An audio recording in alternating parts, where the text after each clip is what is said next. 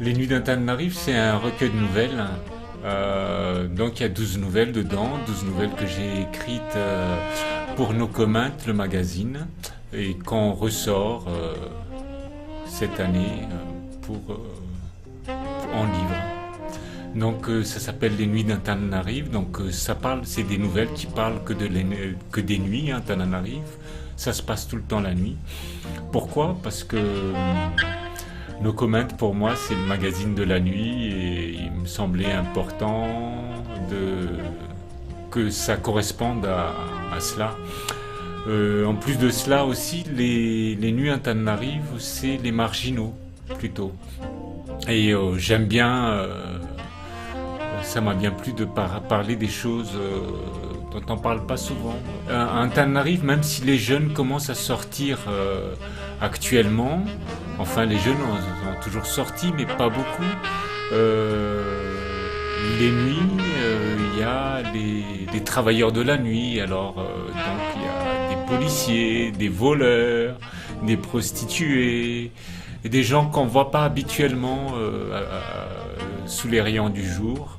Et là, je tenais à le mettre sous les projecteurs, en parler un peu. C'est une manière aussi de parler des choses dont on veut éviter d'en parler, justement, parce que la nuit, on accepte qu'ils existent, et pourtant ces gens-là vivent aussi pendant le jour. Peut-être qu'il faudrait que je fasse les jours d'Antananarive, mais avec les mêmes personnages, un jour.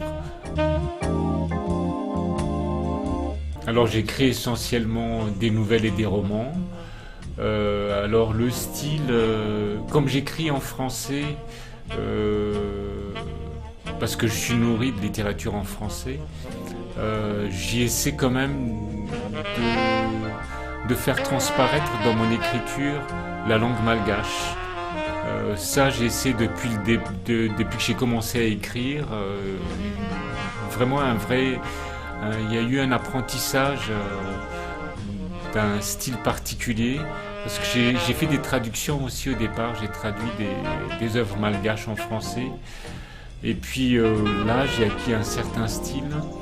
Maintenant, à vrai dire, je m'en préoccupe plus vraiment, peut-être c'est moi un livre après un autre, du coup c'est devenu un automatisme. Alors le style, c'est plutôt moderne, je dirais. J'apprends beaucoup des langages des rues. Je dis des langages parce qu'il y en a plusieurs en fait en fonction de la ville, mais des fois même en fonction du quartier, des fois même en fonction de la rue même. C'est différent et j'essaie de transcrire ce que je vois. Des projets éditoriaux en tant qu'éditeur, évidemment, chez Dodovol, on produit pas mal en ce moment.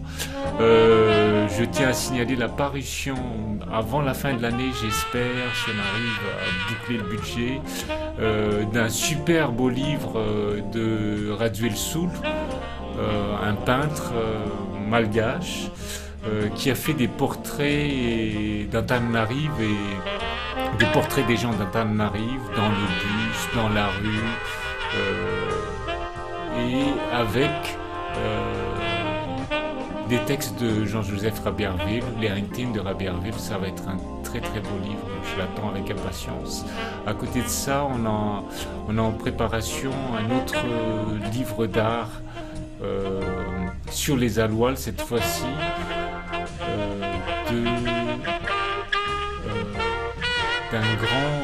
d'un grand sculpteur du Sud, de père en fils en fait.